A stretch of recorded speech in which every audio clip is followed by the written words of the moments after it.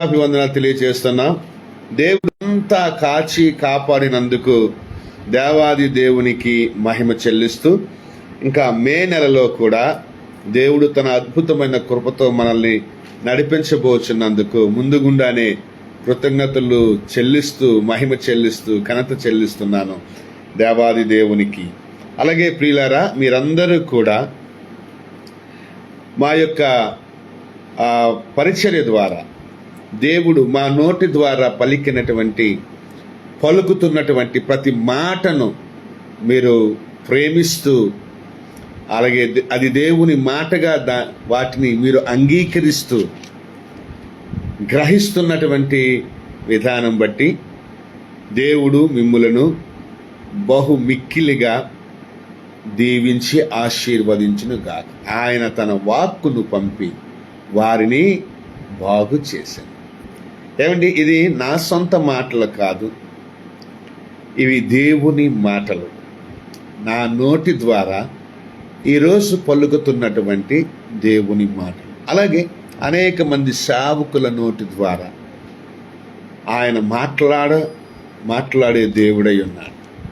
కాబట్టి వాక్యాన్ని మాత్రం ఎప్పుడు కూడా నిర్లక్ష్య ధోరణితో చూడొద్దు.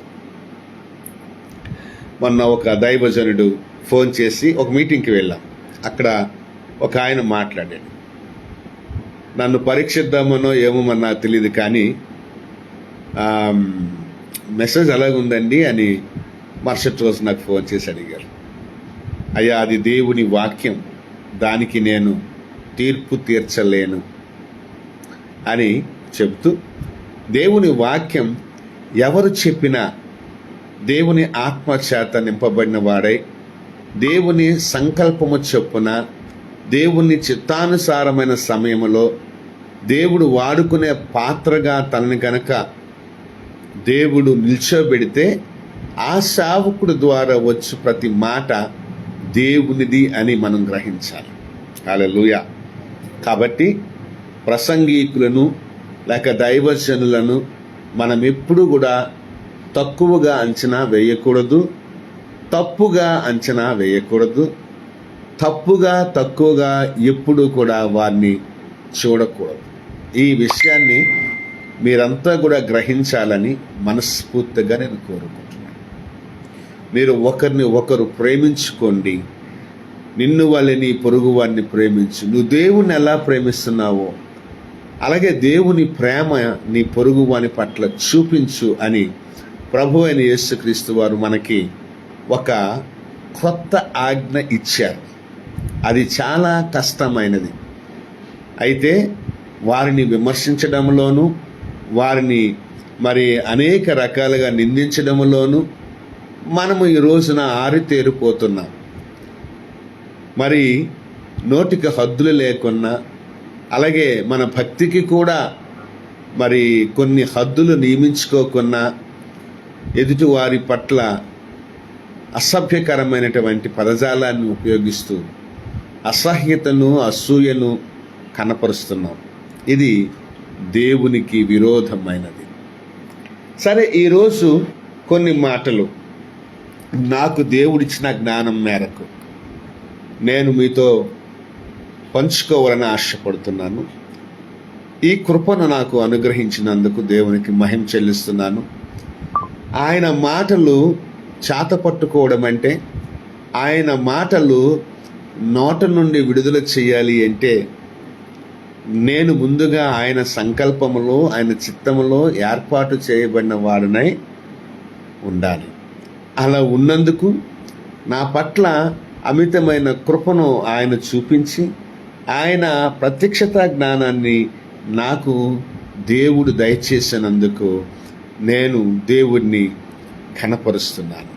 అలాగే ఈ మాటలు వినటానికి సిద్ధంగా ఉన్న, స్వీకరించడానికి సిద్ధంగా ఉన్న మీ హృదయాలను, మీ జీవితాలను దేవుడు మిక్కిలి సమృద్ధిగా దీవించి అనేక ఆశీర్వాదాలతో మిమ్మల్ని నింపి ఆయన మహిమార్థమై మిమ్ములను హెచ్చించి అలాగే వాడుకొనుగాక.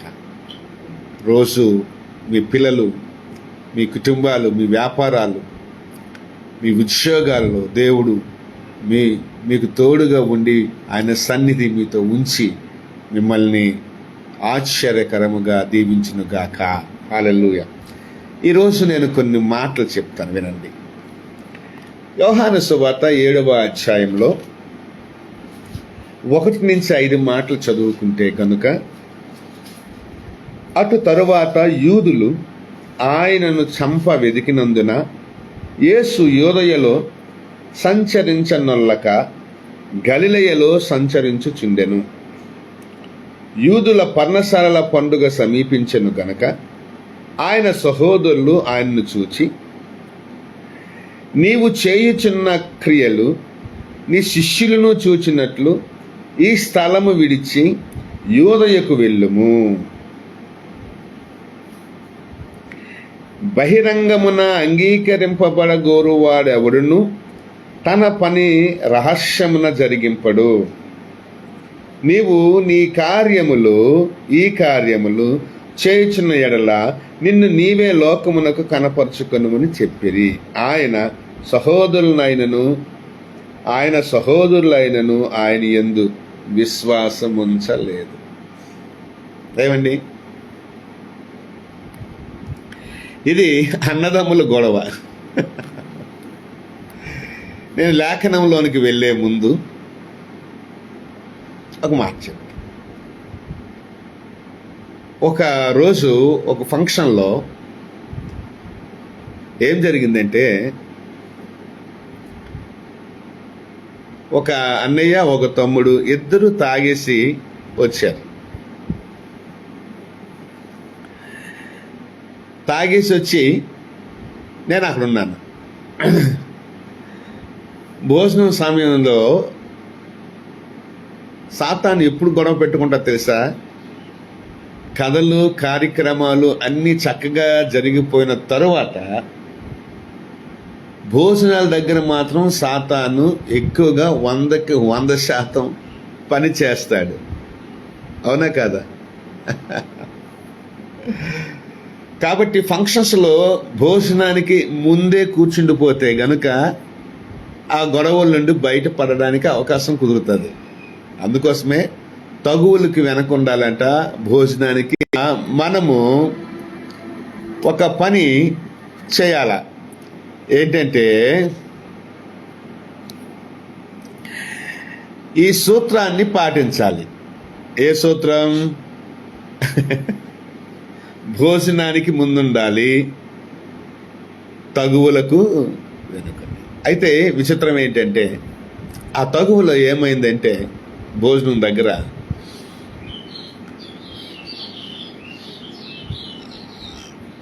తమ్ముడు మీద అన్న, అంటే తమ్ముడు తాగే ఉన్నాడు, అన్న తాగే ఉన్నాడు.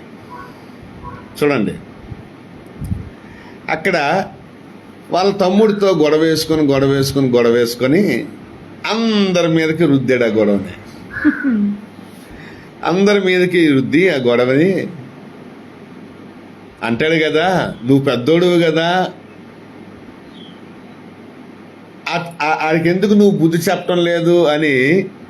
ఎవరికి? తమ్ముడైనటువంటి తాగుబోతుకి నేను ఎందుకు బుద్ధి చెప్పడం లేదని తాగుబోతైనా అన్నయ్య అడుగుతున్నాడు. ఏమో వాడు తనకు అన్నయ్యే కదా, వాడు బుద్ధి చెప్పొచ్చు కదా. వాడు ఎందుకు బుద్ధి చెప్పడంటే వాడు కూడా తాగే స్థితిలోనే ఉన్నాడు.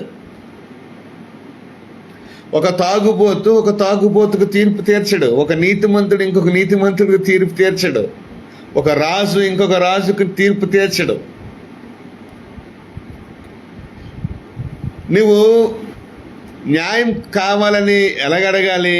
నువ్వు త్రాగకుండా ఉండి అప్పుడు నీకన్నా పెద్దవాడిని ఎవరినైనా అడగాలి. నువ్వు అదే స్థితిలో ఉన్నావు, వాడు అదే స్థితిలో ఉన్నాడు. ఎవరికి న్యాయం చేయగలడు? ఎవడైనా సరే, నేనైనా సరే, ఇంకా నాకన్నా ఎవరైనా పెద్దన్నా సరే, ఎవరికి న్యాయం చేస్తాడు? ఇద్దరికి తిడతాడు తప్ప, ఇద్దరి మీద కోపడతాడు తప్ప, ఇద్దరిని కొడతాడేమో తప్ప, ఇద్దరిని తిరస్కరిస్తాడేమో తప్ప, ఇద్దరిని పట్టించుకోడేమో తప్ప ఎవడో ఒకడికి మాత్రం న్యాయం చేయలేడు. అంటే నీవు త్రాగకుండా వచ్చినప్పుడు త్రాగి వచ్చిన వాడికి బుద్ధి చెప్పు అని అడగాలి. నువ్వే త్రాగి వచ్చి నువ్వే గొడవ ప్రారంభం చేసి నీలో ఉన్న అసూయంత బయటపెట్టి, నీలో ఉన్న కుళ్ళంత బయటపెట్టి, నీలో ఉన్న అక్కసంత వెళ్ళగక్కి తిరిగి తీర్పు తీర్చేవాడిని తప్పు పట్టే ప్రయత్నం చేయడానికి నువ్వు ముందుకు వస్తున్నావు అంటే నీలో ఏదో ఒక రకమైనటువంటి అసూయ, అక్కసు తోటి తమ్ముడైన తాగుబోతు మీద కాకుండా తీర్పు తీర్చమన్న అన్న మీద నీకుంది. అవునా కాదా? ఇలాంటి పంచాయతీలు మీరు ఎక్కడైనా చేశారా? నా జీవితంలో ఒక దగ్గర ఎదురైంది. సరే, అక్కడి నుంచి ఏదో రకంగా తప్పుకున్నాం అనుకోండి. వాళ్ళ ఆ స్థితిలో ఉంటుండగా మనం వారికి న్యాయం చేయలేం. వాళ్ళు సహజ సిద్ధంగా త్రాగుడు త్రాగకున్న అన్నయ్య అనే గౌరవం మీద, లేకపోతే దైవజనుడు అనే గౌరవం మీద వాళ్ళు మన దగ్గర భయపడి వాళ్ళు చేసిన తప్పిదానికి మన దగ్గరకు వస్తే, బాబు అలా చేయకూడదు, ఇలా చేయకూడదు అని ఎవరైనా చెప్పి వాళ్ళని సర్దిపెట్టి సమాధానపరిచి పంపిస్తారు. కానీ ఇలాగైతే మనం ఎవరం కూడా వారికి న్యాయాన్ని చేయలేం. ఇక్కడ యేసు ప్రభు యొక్క అన్నదమ్ములు, సహోదరులు ఏమంటున్నారంటే, ఎప్పుడు మాతోనే ఉంటావేటి నువ్వు, ఆ యోదయలోకి వెళ్ళు అని అన్నారు.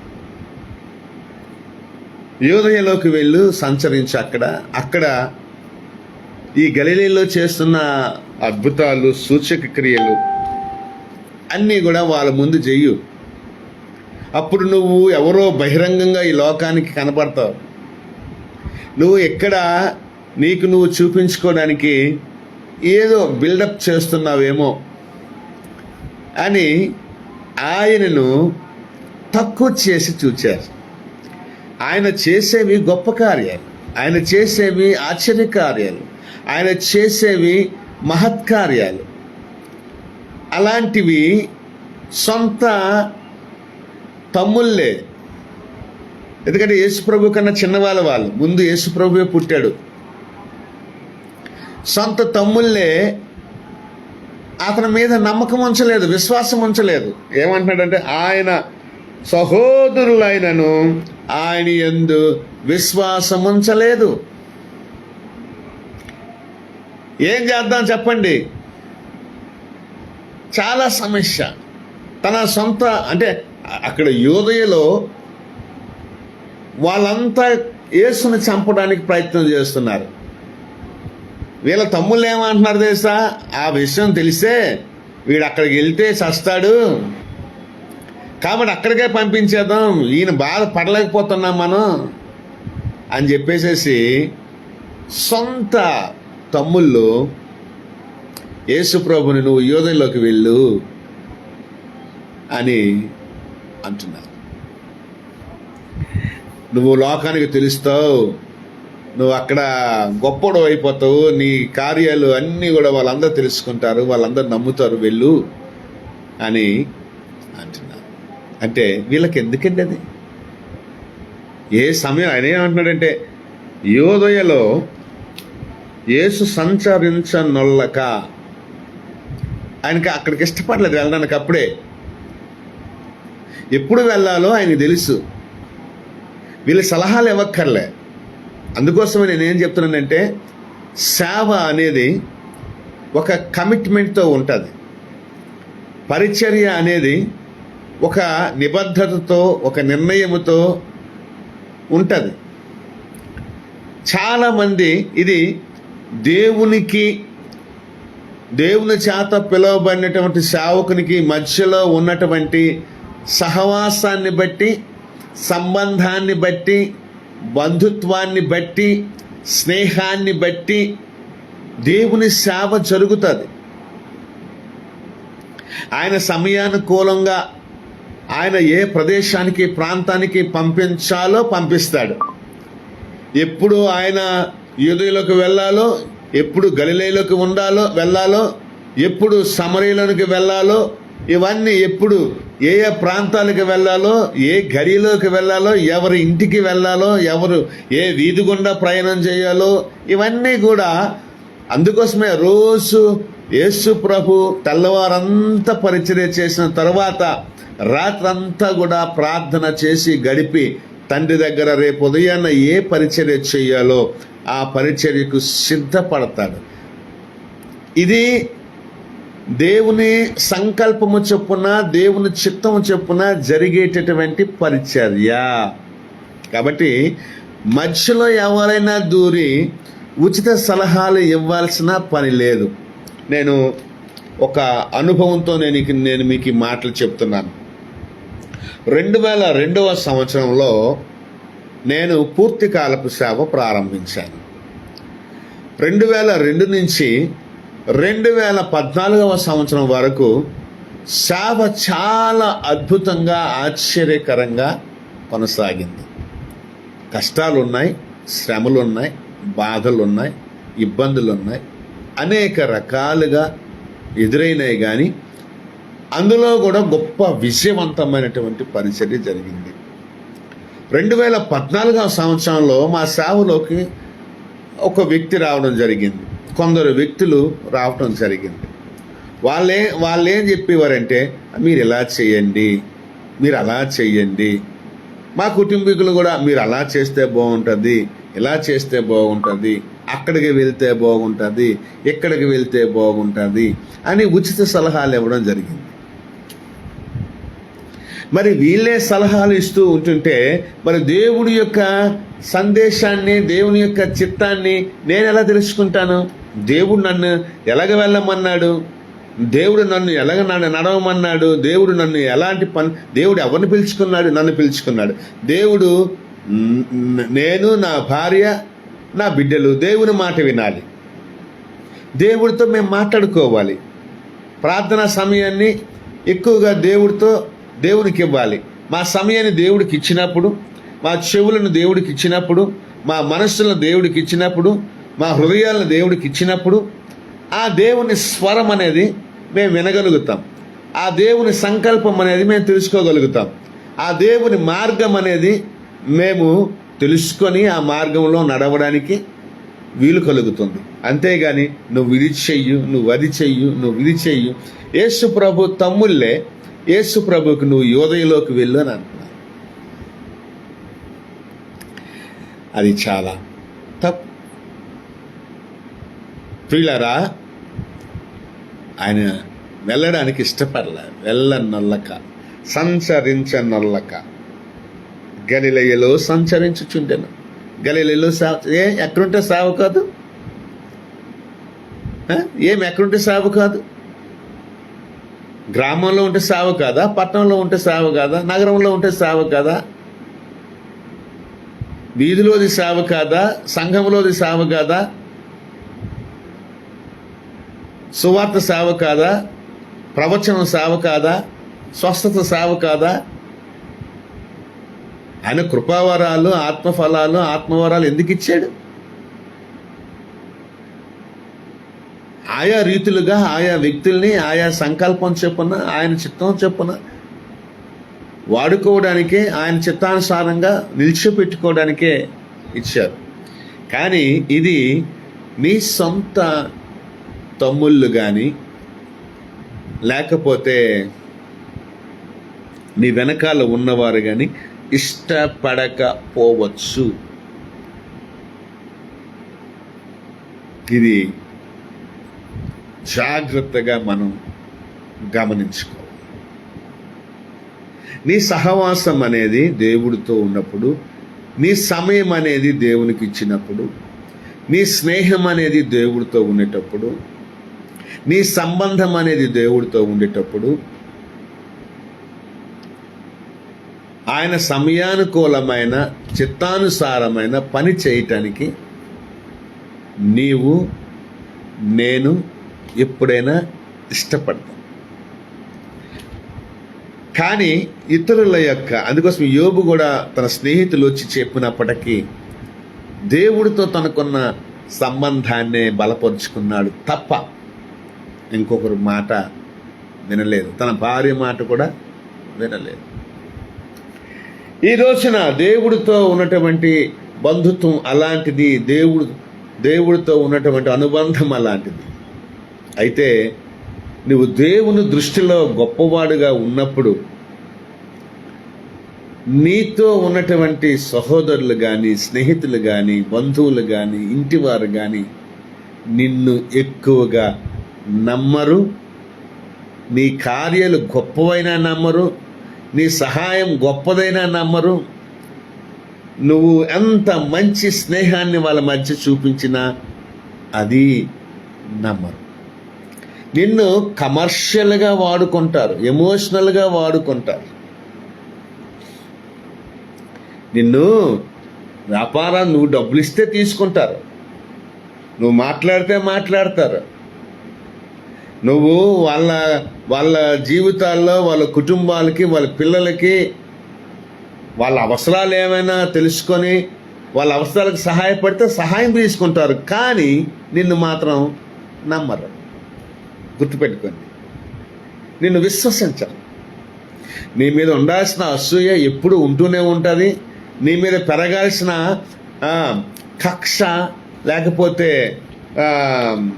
దాన్ని ఏమంటారో మరి నాకు అసూయ కన్నా ఇంకెక్కువ పదమే లేదేమో, ఈర్ష్య, అన్నీ కూడా వాళ్ళలో ఇంకా ఎక్కువగా పెరుగుతూనే వస్తూ ఉంటుంది తప్ప నిన్ను మంచివానిగానో, నిన్ను వాళ్ళు అంగీకరించేదానిగానో, నీ మాట విని లోబడేవారుగానో వాళ్ళు మాత్రం చనిపోయేంత వరకు కూడా నిన్ను విశ్వసించరు, నిన్ను నమ్మరు.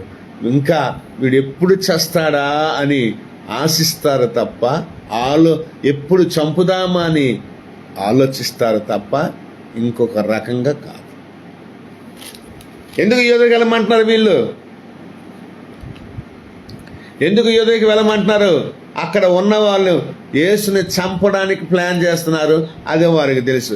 ఇంకా ఎవరైనా సరే తమ్ముడు అనేవాడు, అన్నదమ్ములు అనేవారు, అన్నయ్య అక్కడికి వెళ్ళకు, నిన్ను చంపేస్తారు వాళ్ళు, నిన్ను ఎవరు నమ్మటం లేదు వాళ్ళు, మేమైతే నమ్ముతున్నాం, నువ్వు మంచోడు అని నమ్ముతున్నాం, నువ్వు మంచి పనులు చేస్తున్నావు అని నమ్ముతున్నాం, లోకం నిన్ను ఎరుగుదని నమ్ముతున్నాం, వాళ్ళు నిన్ను చంపాలని చూస్తున్నావు అని అన్నదమ్ముడిని వీళ్ళు కాచుకోవాలి తప్ప, అన్నదమ్ముడికి సలహాలు ఇవ్వాలి తప్ప, నువ్వు యోధలోకి వెళ్ళు,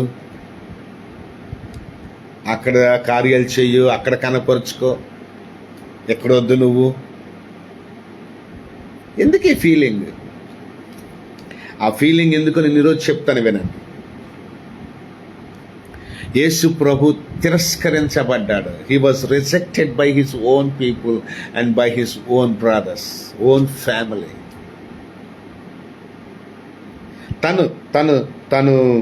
తన సొంత కుటుంబం ఇది, అంటే తల్లి తప్ప, తండ్రి తప్ప, ఇంకా తమ్ముళ్ళు అనబడే వారందరూ అతని సహోదరులైనను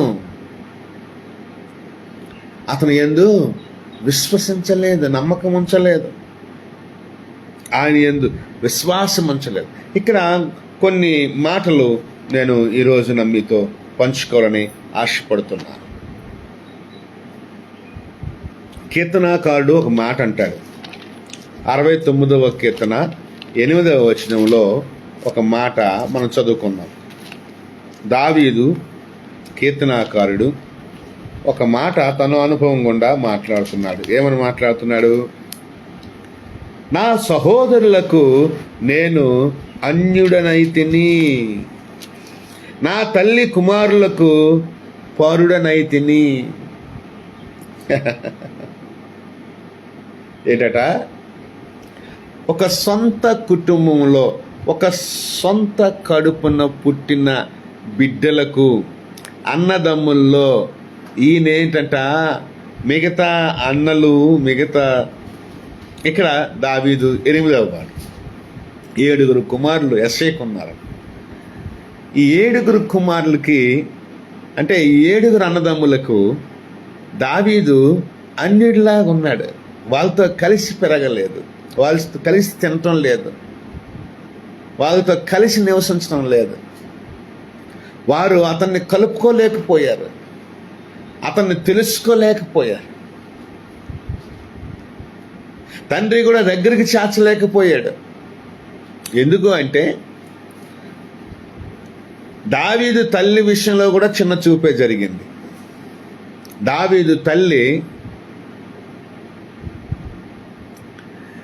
వ్యభిచారం చేసి కన్నది దావీదుని అని ఒక చెడ్డ పేరు వచ్చింది.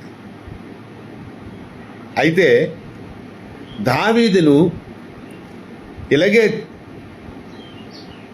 పుట్టాడు కాబట్టి వాడు ఏ జంతువు తిని చస్తాడులే అని దావీదుని ఏం చేశారంటే కొన్ని గొర్రెల మందనిచ్చి అడవుల్లో పొలాల్లో మేపుకొని బతుకురా బాబు అని చెప్పేసేసి వదిలేశారు. అందుకోసం ఆయన ఏమంటాడంటే మరి ఆ పొలాల్లో ఎలాగ బతుకుతున్నాడో, ఆ అడవిలో ఎలాగ బతుకుతున్నాడో, వాడికి ఏ కష్టం వచ్చిందో, వాడికి ఏ బాధ వచ్చిందో, వాడికి ఏ శ్రమ వస్తుందో, వాడికి జలుబు వచ్చిందా, జ్వరం వచ్చిందా, లేకపోతే ఏదైనా జంతువు వచ్చి వాడిని లాక్కెళ్ళిపోయిందా, చచ్చిపోవడమే కావాలి వాళ్ళకి. వాళ్ళు ఏం చేస్తున్నారు ఇక్కడ? నా సహోదరులకు నేను అన్నిటినైపోయాను, నా తల్లి కుమారులకు నేను పరోర్నైపోయాను, నన్ను వాళ్ళు ఇంట్లో చేర్చుకోవటం లేదు. ఎప్పుడు నన్ను పొలాల్లోనే గొర్రెలతోనే ఈ జంతువులతోనే ఈ అడవి మృగాలతో బతకమని చెప్పేసి నన్ను అక్కడికి పంపించేశారు తప్ప తల్లి ప్రేమో, తండ్రి ప్రేమో, అన్నదమ్ముల ప్రేమో ఎరుగని వాడనైపోయానయ్యా. నేను నా అన్నదమ్ములకు నేను దూరస్తుడను, నా అన్నదమ్ములకు నేను అన్యుడిని. వా, ఏం మాట చెప్తున్నాడు! నా సహోదరులకు నేను అన్యుడనైతిని. ఒక కడుపులో పుట్టిన అన్నదమ్ములకు, అక్క చెల్లెలకు అనురాగాలు, ఆప్యాయతలు ఏమైపోతున్నాయి ఈ రోజున? ఎందుకు ఒకరినొకరు ప్రేమించుకోవాలి? అందుకోసమే ప్రభు ఏమన్నాడు, మీరు ఒకరినొకరు ప్రేమించుకోండి. మీరు దేవుడిని ఎలాగ ప్రేమిస్తున్నారో మీ పొరుగు వారిని అలాగ ప్రేమించండి. యేసు ప్రభు మంచి సమరయుడు. ఒకే కుటుంబంలో పుట్టిన అన్నదమ్ములు మధ్య ప్రేమ లేకపోతే ఇంకెవరు వారిని ప్రేమిస్తారు? ఇంకెవరు? వాడు పాట పాడితే తప్పు, వాడు ఆట ఆడితే తప్పు, వాడు విమానంలో తిరిగితే తప్పు, వాడు సావ నేర్చుకుంటే తప్పు, వాడిలో ఉన్న బలహీనతను బట్టి మీరేమో వాడికి వ్యతిరేకమైపోతే. దేవుడు అంటే ఇష్టం, దేవుడు అంటే ఇష్టం వాళ్ళకి. దేవుడు అంటే ఇష్టం ఉన్న వాళ్ళని దేవుడు వాడుకుంటాడు, దేవుడు ఎన్నుకుంటాడు, దేవుడు అభిషేకిస్తాడు, దేవుడు అందలం ఎక్కిస్తాడు. దేవుడు అద్భుతమైన రీతిలో వారిని తన కృప నుంచి ఉన్నతమైన ఎక్కలేనంత ఎత్తైన కొండపైకి ఎక్కిస్తాడు. ఆయన ఇష్టం అది. దావీదుకు దేవుడికి దావీదు ఇష్టపడిపోయాడు. అదే చెప్తున్నాడు కదా, 1 సమూయేలు గ్రంథం 13వ అధ్యాయం 14వ వచనంలో, దేవుడు తన చిత్తానుసారమైన మనుష్యుని కనుగొన్నాడయ్యా. సౌలు, నీ పని అయిపోయింది. ఇంకా దేవుడు తన చిత్తానుసారమైన మనుష్యుని ఆల్రెడీ కనుగొన్నాడు, అది నాకు తెలియచేశాడు అని ప్రవక్త అయిన సమూయేలు రాజైన సౌలుతో చెప్తున్న మాటలు. ఒకసారి మనము ఆలోచన చేద్దాం. ఈ దావీదు గారి విషయంలో దేవుడు చూపిస్తున్నటువంటి కృప. ఇక్కడ తన ఇంటికి వెళ్ళమని దేవుడు సమూయేలుతో మాట్లాడుతున్నాడు, ప్రవక్త అయిన సమూయేలుతో మాట్లాడుతున్నాడు. 1 సమూయేలు గ్రంథము 16వ అధ్యాయంలో చూస్తే గనక, నీ కొమ్మును తైలముతో నింపుము. 16వ అధ్యాయము 1వ మాట. Ready, get ready. నీవు నీ కొమ్ముందే, ఆ కొమ్ములో తైలం వేయి. ఎందుకు అంటే నువ్వు అభిషేకించాల్సిన మనిషికి దగ్గరికి నేను పంపిస్తున్నాను. నేను 7వ చెప్పింది, ఎవని పేరు నేను నీకు చెప్పుదునో అతనిని నువ్వు అభిషేకించాలి. 80 కొడుకుల్లో, లేకపోతే ఒక తండ్రికి ఎంతమందైనా కొడుకులు ఉండొచ్చు, అంతమంది కొడుకులు దేవుడికి ఇష్టపడరు. అందులో ఎవడో ఒకడు దేవునికి ఇష్టమైన వాడు ఉంటాడు. వాడి పేరు నేను చెప్తాను, వాడిని నువ్వు అభిషేకించు. వాడే రాజు. ఇంకా వాడినే నేను ఏర్పరచుకున్నాను, వాడిని నేను కోరుకున్నాను, వాడిని నేను ఇష్టపడుతున్నాను. వాడే నా చిత్తాన్ని జరిగిస్తాడు, మిగతా వాళ్ళు నా చిత్తాన్ని జరిగించరు. ఒకడేమో ప్రభుత్వ ఉద్యోగం చేసుకుంటాడు, సంపూర్ణంగా దేవుని చిత్తాన్ని జరిగించలేడు. కాబట్టి 2 పడవల మీద ఉన్నవాడు సరిగ్గా నడవలేడు, సరిగ్గా ప్రయాణం చేయలేడు నాతో. కాబట్టి నేను కోరుకున్న వాడి దగ్గరికి నేను పంపిస్తున్నానని చెప్పి పంపిస్తే, అక్కడ ఆ ఊరికి వచ్చాడు, బెత్లెహేముకి వచ్చాడు. బెత్లెహేముకి వచ్చి ఆ ఊర్లోకి రాగానే ఆ ఊర్లో ఉన్నటువంటి ప్రజలందరూ, బాబోయ్ నాయన ప్రవక్త వచ్చాడు, ఏం కొంపలు మునిగిపోయావో ఏంటో, మరి నాయన నువ్వు సమాధానంగానే వచ్చావా లేదా అని అడుగుతారు. దానికి ముందు సమూయేలు కూడా దేవుడి దగ్గర ఒక మాట అడుగుతాడు. నాయనా, ఇప్పుడు చూస్తే ఈ మూర్ఖుడు ఉన్నాడు రాజుగా, ఈ సౌలు ఉన్నాడు, వాడి పోస్టుకి ఎసరు పెట్టే వాడిని నువ్వు ఎన్నుకున్నావు, వాడిని నేను వెళ్ళి అభిషేకిస్తే మరి నా ప్రాణం ఏంటి, నా సంగతి ఏంటి, నా ప్రాణాన్ని తీసాడా ఈ రాజు అనంటే, నీకేం పర్లేదు, నువ్వు బలి అర్పిస్తున్నానని చెప్పు, నువ్వు అక్కడికి వెళ్ళు, అతన్ని అభిషేకించు, తరువాత నేను ఎలాగా ఆ సౌలుని తప్పించాలో, సౌలు నిన్ను ఎలాగ తప్పించాలో నేను చూసుకుంటానులే బాబు, నువ్వు వెళ్ళు అని చెప్పగానే సమూయేలు ప్రయాణమై బెత్లెహేముకు వెళ్తాడు. వెళ్ళి యెష్షయి ఇంటికి వస్తాడు. వచ్చి అక్కడ చూద్దాం. వారు వచ్చినప్పుడు అతడు ఏలీయాబును చూచి 6వ వచనంలో, ఆయన ఎదుట నిలిచి ఉన్నాడని నిజముగా యెహోవా అభిషేకించేవాడు ఆయన ఎదుట నిలిచి ఉన్నాడని అనుకోలేను. అయితే యెహోవా సమూయేలుతో ఈలాగు సెలవిచ్చాను, ఏలీయాబును చూసినప్పుడు, అతని రూపమును అతని ఎత్తును నువ్వు లక్ష్య పెట్టకు. ఏమండి, కొంతమంది రూపాలు బాగుంటాయి, ఎత్తుగా ఉంటారు, అందంగా ఉంటారు, కానీ వారు దేవుని దృష్టిలో మరి దేవుని కొరకై, దేవుని చిత్తము కొరకై ఏర్పాటు చేయబడిన వారు కాకపోవచ్చు. ఇక్కడ అంటున్నాడు, మనుష్యుని లక్ష్య పెట్టొద్దు, రూపాన్ని లక్ష్య పెట్టొద్దు, ఆయన ఎత్తుని లక్ష్య పెట్టొద్దు, ఆయన ఉద్యోగాన్ని లక్ష్య పెట్టొద్దు. ఏమండి, ఈ రోజున ఇవన్నీ కూడా మనిషి తెలుసుకోవాలి, ఇవన్నీ కూడా మనిషి తెలుసుకోవాలి. దేవుని దృష్టికి మనిషి రూపం కానీ, మనిషి అందం కానీ, మనిషి ఎత్తు కానీ ఇవి కాదు. దేవునికి సంబంధమైనది ఏంటంటే మనుష్యుని యొక్క మనస్సు.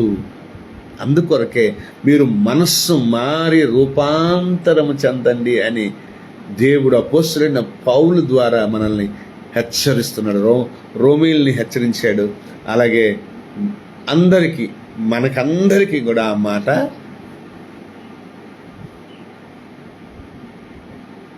చెందుతుంది. మనస్సు దేవుని మనస్సుతో మనిషి మనస్సు కలిసిపోవాలి. అంటే దేవుని చిత్తానుసారమైన మనిషి అవ్వాలి మానవుడు. దేవుని చిత్తానుసారమైన మనస్సు కలిగినప్పుడు దేవుడు ఆ మనిషిని లక్ష్య పెట్టుకుంటాడు తప్ప అందగాడో చందగాడో, లేకపోతే సొగసరో, లేకపోతే వ్యాపారవేత్తో, లేకపోతే ఇంకొకటో అన్నది దేవుడు చూడడు. ఇంకా మాట్లాడుతూ వస్తూ ఉంటే 8వ వచనంలో అబీనాదాబు వస్తాడు. ఇతను నేను కోరుకోలేదని చెప్తాడు. 10వ వచనం 1 సమూయేలు గ్రంథం 16వ అధ్యాయం నేను చదువుతున్నాను. మీ అందరూ ఆన్లైన్లో ఉన్నారు కదా, నేను మళ్ళీ అందరినీ పర్టికులర్గా ఒక్కొక్కరిని నేను విష్ చేయలేను. Thanks for coming to hear the word of God in online. వివిధ రకాల దేశాల నుంచి వింటున్నారు మీరందరూ కూడా, వివిధ ప్రాంతాలు, పట్టణాలు, నగరాల నుంచి వింటున్నారు. మీకందరికీ వందనాలు. మిమ్మల్ని, మీ కుటుంబాలని, మీ పిల్లలను, మీ ఉద్యోగాలను, వ్యాపారాలను, సేవలను దేవుడు అద్భుతంగా, ఆశ్చర్యకరంగా, మిక్కిలి సమృద్ధిగా దీవించునుగాక. ఆమేన్. ఇదే దేవుని మాటగా నేను ఈ రోజున మీకు తెలియజేస్తాను. ఇంకా వింటున్న మీరు ఈ మెసేజ్ని మీరు ఇతరులతో కూడా షేర్ చేసుకోండి. వాళ్ళు కూడా దీవించబడతారు, వాళ్ళు కూడా ఆశీర్వదించబడతారు, వాళ్ళకి కూడా మీరు పొందిన ఆశీర్వాదం కలుగుతుంది. ఊరకనే మనం ఆశీర్వదిద్దాం, ఊరకనే ఈ ఆశీర్వాదాన్ని పంపిద్దాం. కాబట్టి ప్రియులారా, వందనాలు. కాబట్టి ప్రియులారా, ఇక్కడ అబీనాదాబు వచ్చినప్పుడు నేను అతను కోరుకోలేదని అంటాడు. ఇంకా 7 కొడుకులు వస్తారు. సమ్మ వస్తాడు, అతన్ని నేను కోరుకోలేదు అంటాడు. ఇంకా 7 కొడుకులు వచ్చినప్పుడు నేను వీరెవ్వరిని కోరుకోలేదు అని అంటాడు. అంటూ యెష్షయిని సమూయేలు ప్రవక్త అడుగుతాడు, ఏమయ్యా ఇంతమంది అయినా పిల్లలు నీకు, మరి ఇంక పిల్లలు లేరా అని అంటే, ఒకడు ఉన్నాడండి, వాడు ఎప్పుడు గొర్రెలతోని పొలాల్లోనూ అడవుల్లోనూ ఉంటాడండి. అంటే వాడిని అర్జెంటుగా పిలువని అంటాడు. వాడిని అర్జెంటుగా పిలువనంటే వాడు వచ్చేంత వరకు మనం కూర్చుందాం, ఇక్కడ మనం మాట్లాడుకుందాం.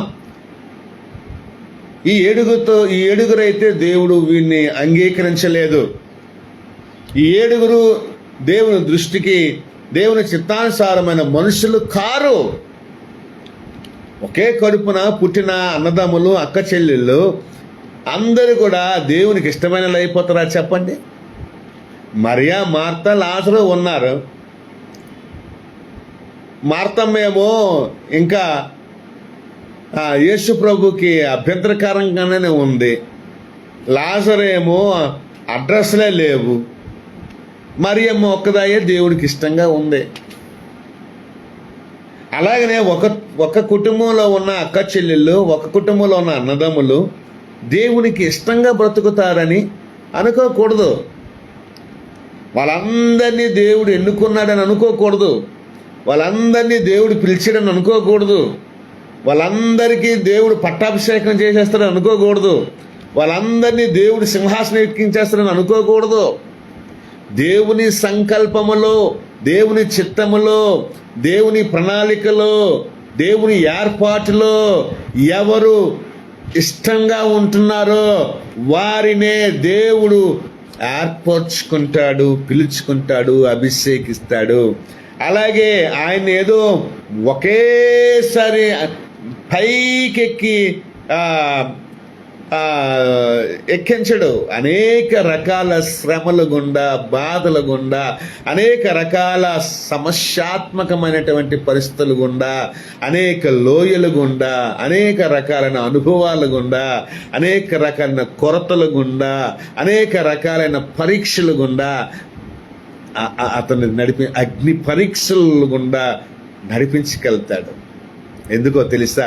వీడు నా కోసం నిలబడతాడో నిలబడ్డా, వీడు నా కోసం నిలబడాలి, వీడిని ప్రజలు నమ్మాలి అంటే వీడు నా బిడ్డగా నమ్మాలి అంటే, వీడు నా దాసుడిగా నమ్మాలి అంటే, వీడు నా సేవకుడిగా నమ్మాలి అంటే, వీడిని యాజకుడిగా నమ్మాలి అంటే, నేను ఈ పరీక్షల గుండా ఇతను తీసుకెళ్ళి ప్రూవ్ చెయ్యాలి. కాబట్టి నేను ఇతను శ్రమ పెడతాను. దేవుడు ఎవరినైతే కోరుకుంటాడో వాళ్ళని శ్రమ పెడతాడు. మిగతా వాళ్ళకి శ్రమలు రావు అంటే, శ్రమలు వస్తాయి. నిజంగా బతికే వాళ్ళైతే, విశ్వాసంతో బతికే వాళ్ళకైతే వస్తాయి. కానీ దేవుని ఏర్పాటులో ఉన్నవానికి వచ్చే శ్రమలు అన్నీ కావు. అప్పుడు ఈ అన్నదమ్ములు సహాయం చేయరు, ఈ అక్క చెల్లెలు సహాయం చేయరు, ఎవరిని సహాయం చేయనివ్వకున్న దేవుడు ఆపుతాడు. ఎందుకు అంటే, దేవుడే సహాయకుడుగా ఆ పిలువబడిన వాడు తెలుసుకుంటాడు అని. ఆమేన్, ఆమేన్. ఎందుకంటే దేవుని చేత పిలువబడిన వాడు దేవుడు మనస్సు నెరిగి, దేవుడి మీద ఆధారపడి, దేవుడే సహాయకుడు, దేవుడే విమోచకుడు, దేవుడే సజీవుడు, దేవుడే సర్వము అని నమ్మి ఆయన మీద ఆధారపడి జీవిస్తాడని ఆయనకి ఎన్నో రకాల పరీక్షలు, శ్రమలు ఉంటాయి. కానీ అతన్నే దేవుడు ఇష్టపడతాడు, అతన్నే కష్టపెడతాడు. ఈ రోజున అన్నదమ్ముల ప్రేమ లేని వాళ్ళు, అన్నదమ్ముల చేత తిరస్కారం పొందిన వారు ఈ మాటలు గ్రహించాలని నేను కోరుకుంటున్నాను. తిరస్కారం అనేది యేసు ప్రభు కూడా తిరస్కరించబడ్డాడు. ఆయన తమ్ముళ్ళే, ఆయన కుటుంబీకులే, ఆయన ఎందుకు విశ్వాసం ఉంచలేదు అని మనం నేర్చుకున్నాం. ఇక్కడ ఏమంటున్నాడంటే, అరే బాబు అతను పిలండ్రా బాబు, అర్జెంటుగా ఆ పొలాల్లో ఉన్నవాడిని పిలండ్రా బాబు అని అంటే, వాడు వచ్చిన తర్వాత అతను వాని పిలువనంపించి లోపలికి తోడుకుని వచ్చెను. అతడు ఎర్రని వాడును, చక్కని నేత్రములు గలవాడును, చూచుటకు సుందరమైన వాడునై ఉండెను. అతడు రాగానే, నేను కోరుకున్నవాడు ఇతడే. హల్లెలూయా, హల్లెలూయా. ఒక్క మాట. And he entered into the house. Yes, this is I want. This man I want. నేను కోరుకున్నవాడు, I want him. ఇతడే. సమూయేలుకు ఒక స్వరం వచ్చింది. దావీదు రాగానే సమూయేలుకు దేవుని జవాబు వచ్చింది. సమూయేలుకి దేవుడు ఒక డౌట్ క్లారిఫై చేశాడు. సమూయేలు వెంటనే సమూయేలుకు దేవుడు చెప్పగానే, నేను కోరుకున్నవాడు ఇతడే, అతనిని నువ్వు లేచి వానిని అభిషేకించు, నువ్వు లేచి వానిని అభిషేకించు. హల్లెలూయా. మిగతా 7 ఎలాగుంటుందండి? మిగతా 7 అన్నలకి ఎలాగుంటుంది? ఒరే వీడు మన ఇంట్లో తిరగలేదురా, ఒరే వీడు మనం ఎంత దూరంగా పెట్టామరా, ఎక్కడో పొలాల్లోనా ఎక్కడో అడవిలోనా ఉన్నోడిని దేవుడు ఎన్నుకున్నాడు రోయ్ అని వాళ్ళకి ఒక అసహ్యత, ఒక అసూయ కలిగి ఉండొచ్చు. అందుకోసమే నేను ఒక అన్యుడిని అయిపోయాను నా సహోదరులకి, నేను ఒక పరోడిని అయిపోయాను నా సహోదరులకి అని 69వ కీర్తన 8వ మాటలో చెప్తుంది.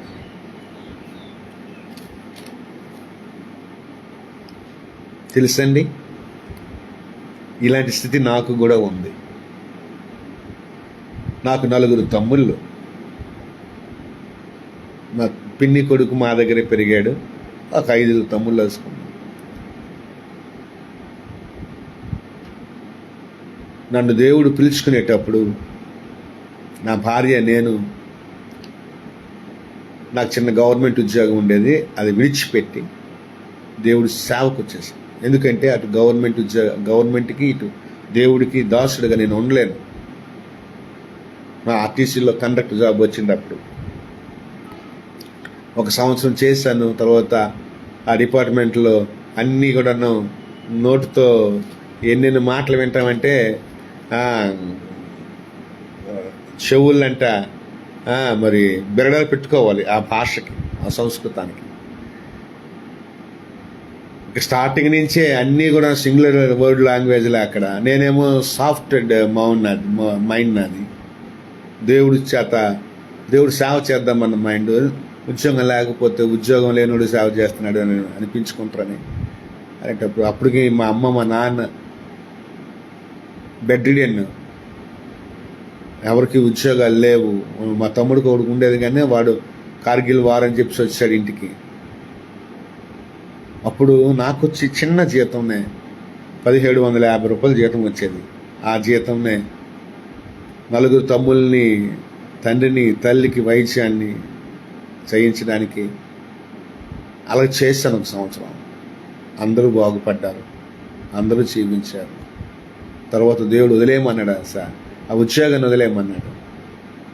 నా భార్యకి చెప్పినప్పుడు, సేవలో కష్టాలు శ్రమలు వస్తాయి, అవి ఇష్టపడాలయ్యా మనం, వెళ్ళిపోదాం, ఈ ఉద్యోగం మనకు వద్దు.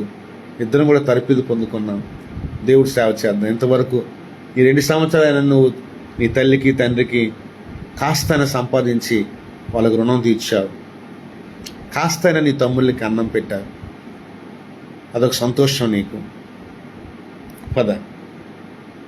సేవకి వెళ్ళిపోదాం అని నా భార్య నాతో అనగానే, నా తల్లి నాకు నేను సేవ చేయడం ఇష్టం, నా తండ్రికి సేవ చేయడం ఇష్టం లేదు. ఏ రోజున కూడా నీకు జరగలేదని నా ఇంటికి రాకూడదు, నువ్వు రూపాయి కోసం నా ఇల్లు ఎక్కకూడదు అని అనేవాడు. ఇప్పటికి నాకు 53వ సంవత్సరం. ఏ రోజు మా నాన్నకి రూపాయి అడగడం నాకు తెలియదు. ఏ రోజు సేవ కోసం 1 రూపాయి కూడా నా తండ్రికి అడగడం నాకు తెలియదు. కేవలం నన్ను పిలిచిన ప్రభువు అయిన యేసు క్రీస్తుని తప్ప, లేక తండ్రి కుమార పరలోకపు తండ్రికి అడగడం తప్ప, తండ్రి కుమార పరిశుద్ధాత్మ త్రియేక దేవునికి నా అవసరాలు చెప్పుకోవడం తప్ప నాకు ఇంకా నా తండ్రికి అడగడం అనేది ఇంతవరకు నాకు తెలియదు. అలాగే మా బ్రదర్స్ కూడా అడగను. దేవుడు ఉన్నతమైన స్థితిలోనే ఉంచుతున్నాడు, సేవా పరిచర్య జరిగిస్తున్నాడు. నాకు ఆత్మీయ సహోదరుల్ని, ఆత్మీయ సహోదరిమణులను ఇస్తున్నాడు. వారు పంపించిన చిన్న కానుకైనా అది పెద్ద కానుకగా నేను భావించి దేవుని స్తుతించి వారి కొరకు కన్నీరు కార్చి ప్రార్థించి వారి కుటుంబాలని మనస్ఫూర్తిగా దీవించి వారి పరిచయలను మనస్ఫూర్తిగా దీవించి వారిచ్చే రూపాయిలో 10వ భాగాన్ని దేవునికి ఇచ్చి, దేవుని సేవకులకి ఇచ్చి, మిగతాది ఏదైనా ఉంటే సేవకు పెట్టి అందులో 100-50 మిగిలితే నా కుటుంబానికి నా పిల్లలకి పోషిస్తున్నాను. అది దేవుని డబ్బుగా భావించి దేవుని సేవ కొరకు దేవుని మహిమార్థమైనటువంటి ఖర్చు పెడుతున్నారు. అందులో నమ్మకత్వాన్ని కలిగి ఉన్నాం మేము. సొంత కడుపును పుట్టిన తమ్ముళ్ళు, ఒకడేమో హెడ్ కానిస్టేబుల్ ర్యాంక్, ఒకడేమో ఏఎస్ఐ ర్యాంక్, ఒకడు వర్క్ ఇన్స్పెక్టర్, ఒకడేమో కంపెనీలో పనిచేసుకుంటాడు, ఒకడేమో ఎలక్ట్రికల్ లైన్ మ్యాన్, నాన్నేమో రిటైర్డ్ సూపరింటెండెంట్.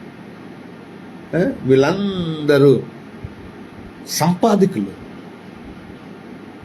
కానీ మేము ఎలాగున్నామో, మా పిల్లలు ఎలాగున్నారో, మాకు 1 రూపాయి ఇవ్వడమో, సేవకు రూపాయి ఇవ్వడమో, అలాగని వారిని నిందించలేదు, చెప్తాను. ఎందుకంటే దేవుడు ఇష్టపడేవారు, దేవుణ్ణి ఇష్టపడేవారు, దేవుడు ఇష్టపడే వ్యక్తి. ఈ సంబంధం ఎలా ఉంటుందంటే దేవుడే పోషకుడు, దేవుడే సహాయకుడు అని ఈ సొంత వారిని సహాయం చేయనివ్వకున్న అరికడతాడు దేవుడు. వాళ్ళ దృష్టికి మేము అన్యుల్లాగా ఉంటాం. దావీదు చెప్పాడు కదా, వాళ్ళ దృష్టికి అన్యులము, వాళ్ళ దృష్టికి ఏంటంటే అన్యులం.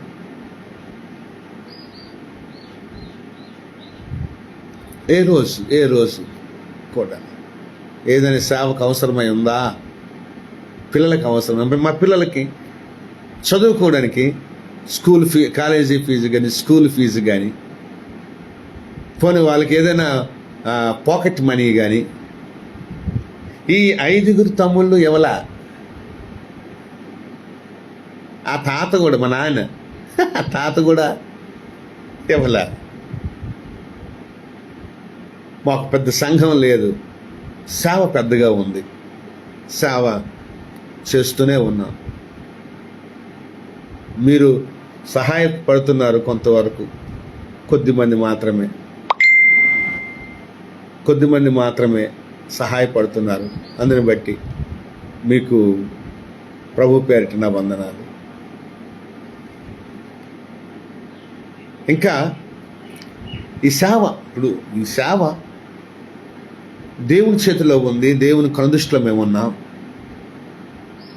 భయపడలేదు, మేము అసలు భయపడతాం లేదు.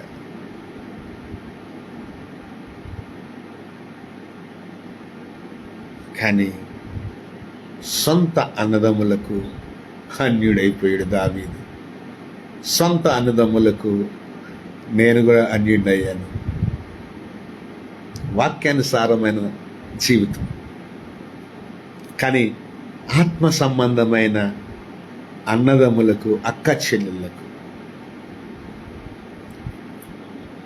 నేను ప్రియుడినయ్యాను. నన్ను ప్రేమిస్తున్నారు మీరు. దేవుని ప్రేమను బట్టి మీ సహాయాన్ని కూడా అందిస్తున్నారు. దేవుడు మిమ్ములను బహుగా దీవించి ఆశీర్వదించును గాక. చివరగా ఒక మాట చెప్పి ముగిస్తాను. యోసేపును కూడా తన అన్నదమ్ములు తిరస్కరించారు. ఆదికాండం 37వ అధ్యాయం 4వ వచనంలో కూడా ఉంటుంది. అది కూడా చూసుకొని ముగించుకుందాం.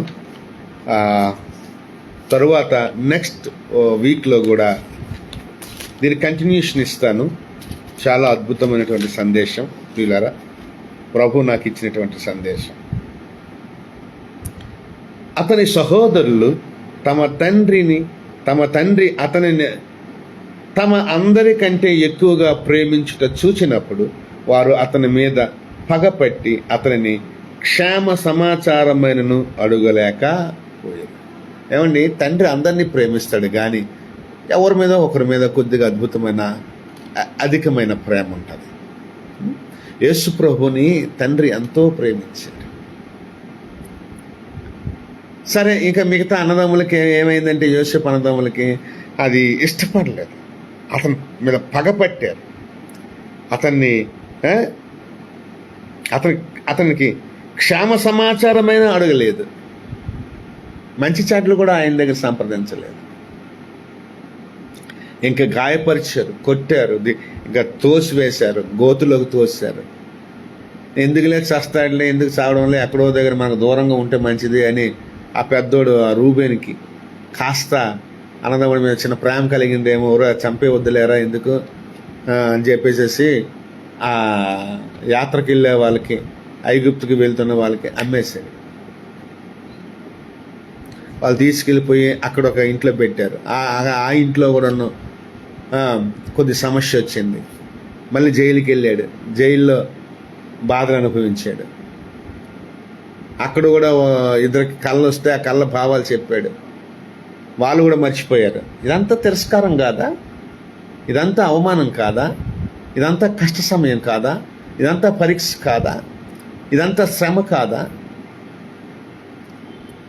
అన్నదమ్ముల నుంచి అసహ్యత ప్రారంభమయ్యి అక్కడ వరకు వెళ్ళిపోయింది. ఆ తర్వాత దేవుడు ప్రణాళికలో అతను ఉన్నాడు కాబట్టి ఐగుప్తుకి ఏదో రకంగా వెళ్ళాలి, ఆ రకంగా చేర్చాడు దేవుడు తనని. ఐగుప్తులో ఇంకా తను ఒక రాజ్యాన్ని ఏలేటటువంటి ఒక ప్రధానమంత్రి హోదాలోకి పోయాడు. దేవుడు ఎక్కడ నిల్చోబెట్టాలో, దేవుడు ఎలా నిల్చోబెట్టాలో, దేవుడు ఎవరిని ఎక్కడ స్థిరపరచాలో, దేవుడు ఎవరిని హెచ్చించాలో, దేవుడు ఎవరిని ఎలాగ వాడుకోవాలో తన సంకల్పం చెప్పున తన చిత్తానుసారమైన పని ఎవరి ద్వారా జరిగించుకోవాలో, దేవుడు ఎవరిని ఇష్టపడుతున్నాడో, దేవుడు ఎవరిని కోరుకుంటున్నాడో వాళ్ళు మాత్రం సొంత వాళ్ళకి పరాయవాడైపోతాడు. వాళ్ళు మాత్రం సొంత కుటుంబానికి అన్యుడైపోతాడు. మేము మా ఇళ్లల్లో గొడవలకి అర్ధరాత్రులు ప్రయాణాలు చేసి మా పరిచర్య ప్రదేశాలకు వచ్చేసేవాళ్ళం. ఇళ్లలో గొడవలు అయితే అక్కడ ఉండలేక రాత్రి 12 గంటలకు కారు తీసేయటం వచ్చేయటమే. ఆ మార్గ మధ్యలో ఏమవుతుందో ఏమో అనవసరం. మాకు గొడవలంటే ఇష్టం ఉండదు. దేవుడితోనే బాధపడతాం, దేవుడితో గొడవ ఆడతాం. దేవా మమ్మల్ని చూడాలి నువ్వు, దేవా మమ్మల్ని పోషించాలి నువ్వు, దేవా మమ్మల్ని పెద్ద చేయాలి, దేవా మమ్మల్ని వదిలిపోకు, దేవా నువ్వు ఇదే చేస్తావా, ఇంతే నా న్యాయము, ఇదే నా న్యాయము, దేవా ఇదే నాదేని. ఇలాంటి గొడవ ఏదో దేవుడితో పడతాం మేము, కానీ ఇతరులతో పడతాకి ఇష్టపడం. ఎందుకు అంటే ఇతరులు మనల్ని ఇష్టపడరు. వాళ్ళలో అసూయ ఉంటుంది, వాళ్ళలో పగ ఉంటుంది, వాళ్ళ కోపం ఉంటుంది, వాళ్ళ కక్ష ఉంటుంది. ఎందుకంటే నువ్వు దేవునికి ప్రియుడవు, దేవుడు నిన్ను ఎక్కువగా ప్రేమిస్తున్నాడు, దేవుడు నిన్ను కోరుకున్నాడు, దేవుడు నిన్ను ఎంచుకున్నాడు, తండ్రి ప్రేమ అధికంగా నీ మీద ఉంది. కాబట్టి ఇవన్నీ కూడా నీ సొంత వాళ్ళకి పడక గిట్టక వాళ్ళందరూ నీ మీద అసూయ పెట్టుకొని, కక్ష పెట్టుకొని, ఈర్ష పెట్టుకొని నిన్నెప్పుడు కూడా తిరస్కరిస్తూనే ఉంటారు. నిన్నెప్పుడు నమ్మరు, నిన్నెప్పుడు విశ్వసించరు. చెప్తున్నాను కదా, నువ్వు డబ్బులు ఇస్తే గనక తీసుకుంటారు, నీతో పని చేయించుకుంటారు, నీతో నీ సేవలు ఉపయోగించుకొని వాళ్ళు ఉపయోగపడతారు. నువ్వు ఇచ్చింది, నువ్వు పెట్టింది హ్యాపీగా తీసుకుని నటిస్తారు. కానీ నీ మీద ప్రేమ వాళ్ళకి ఉండదు, నీ మీద ఇష్టం వాళ్ళకి ఉండదు. నీ మీద ఎప్పుడు అసూయే, నీ మీద ఎప్పుడు ద్వేషమే, నీ మీద ఎప్పుడు ఈర్ష్యే. దావీదు చెప్పినట్టుగా నువ్వెప్పుడు వాళ్ళకి అన్యుడవే, నువ్వెప్పుడు వాళ్ళకి పరాయోడివే. నీకు 5 తమ్ముళ్ళుంటే మిగతా 4 ఒకటైపోతారు, నిన్ను ఒక్కడిని మాత్రం బయట పెట్టేస్తారు. ఎందుకు అంటే నిన్ను వాళ్ళు బయట పెట్టేసిన నిన్ను దేవుడు మాత్రం బయట పెట్టడు. కాబట్టి ప్రియులారా, యోహాను సువార్త 1:11 తన స్వకీయులు కూడా ఆయన్ని చేర్చుకోలేదు. బంధువులు, అన్నదమ్ములు, కుటుంబీకులు, సొంత వారు, సొంత బలగం, వాళ్ళు కూడా నిన్ను అంగీకరించరు. వాళ్ళ దృష్టికి నువ్వు అన్యుడిగానే బ్రతుకుతావు, వాళ్ళ దృష్టికి నువ్వు పరాయుడిగానే బ్రతుకుతావు. కానీ దేవుని దృష్టికి ఇష్టడిగా బ్రతుకుతావు. దేవుడు కోరుకున్న వ్యక్తిగా నువ్వు బ్రతుకుతావు. దేవుడు కోరుకునే స్థితిలో నిన్ను దేవుడు ఉంచుతాడు అని ఈ రోజున తెలియచేస్తూ, తిరస్కారాన్ని సహించాలి. అదే సిలువ మోయటం, అదే సిలువ సేవ. యేసు సేవ అంటే తిరస్కారాన్ని కూడా నిర్లక్ష్యం చేసుకోవాలి, తిరస్కారాన్ని సహించాలి, సిలువను సహించాలి. ఈ పాఠం మీ అందరి జీవితంలో ఒక అద్భుతమైన ఆశీర్వాదాన్ని తీసుకొస్తుందని నమ్ముతూ ఈ నా మాటలు ముగిస్తున్నాను.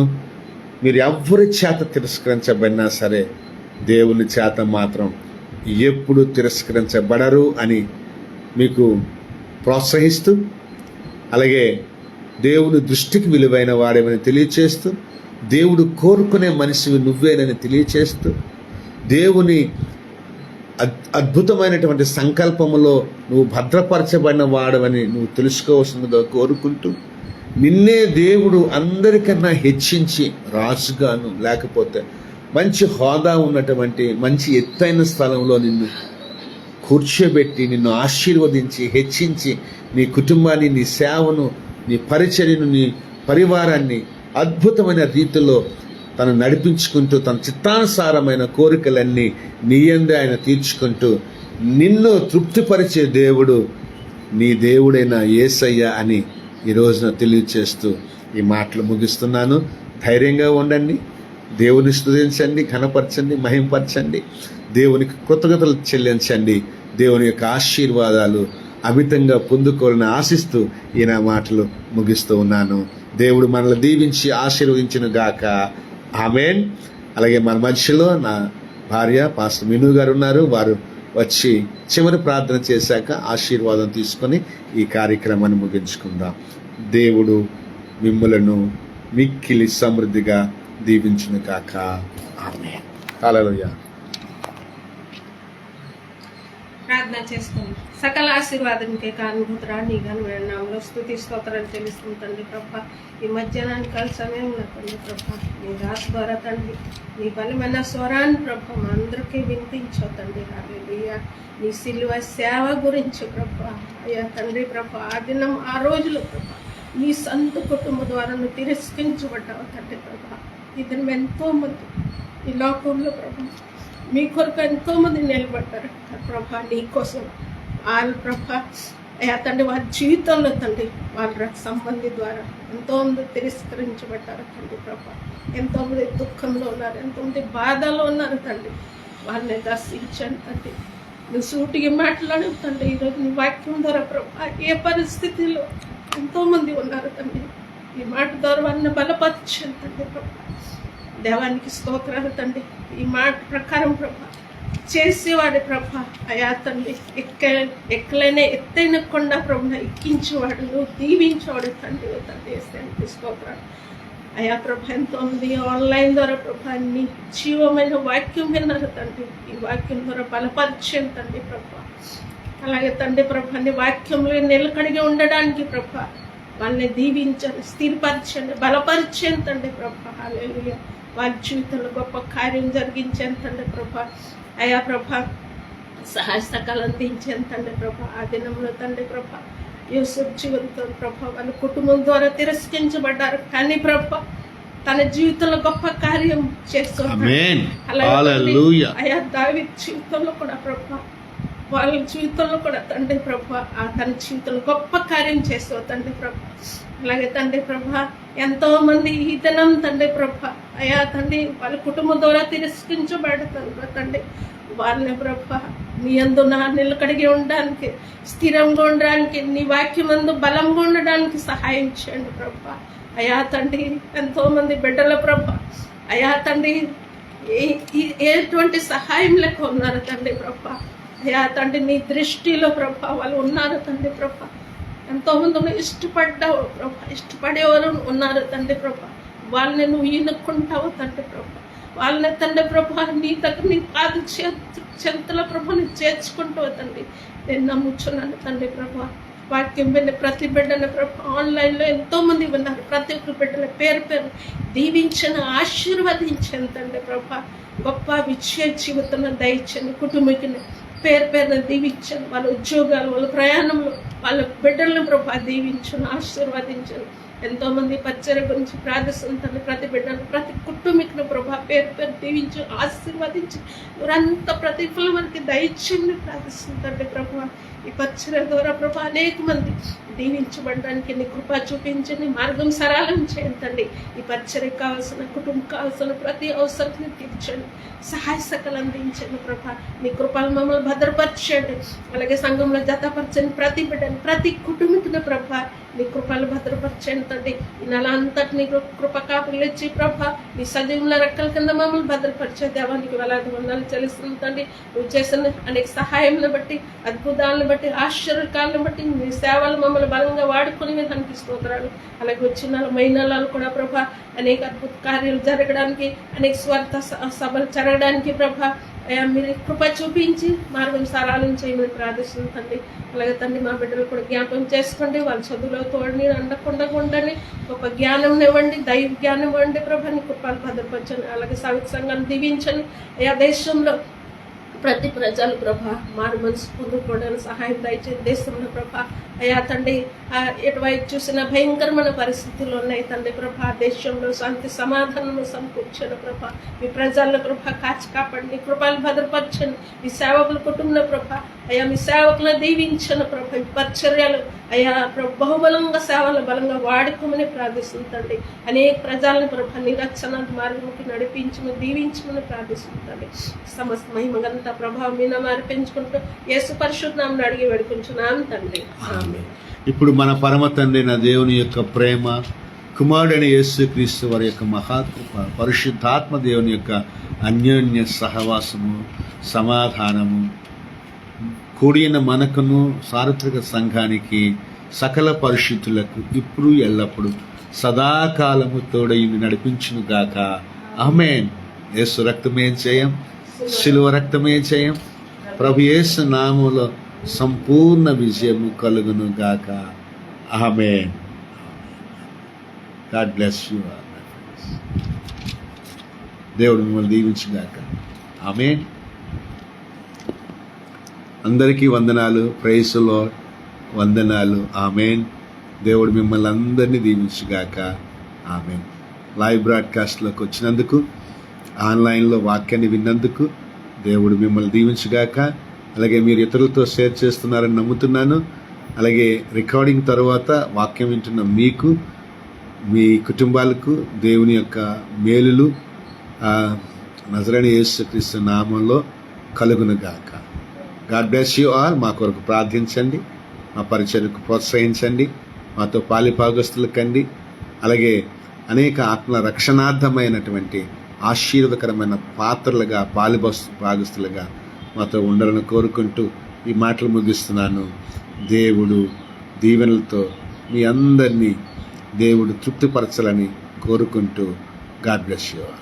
Praise God. హల్లెలూయా.